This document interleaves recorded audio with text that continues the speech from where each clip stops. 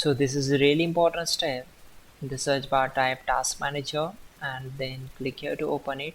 This will open a new window, task manager. Then on this window we need to click on file, select run new task and then click here. So you need to follow my screen. We need to open C drive, so click here and then open C drive.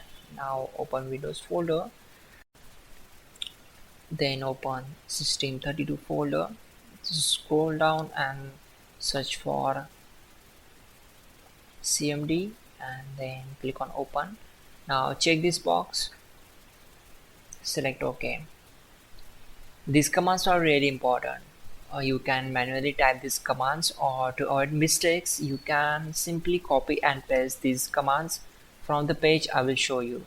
For that, open Google Chrome and then in the search bar type google.com and hit enter. Then in the search bar type hows.tech Windows commands and hit enter. Now from the search results, click on this link which is from www.hows.tech and then just scroll down and search for command number 12 and then right click here and select copy. And to paste this command on the command prompt, right click here, select edit and simply click on paste, then hit enter to execute this command. After that, copy command number 13, so right click and select copy and then simply paste this command on command prompt, then hit enter. After that, type exit to close this window.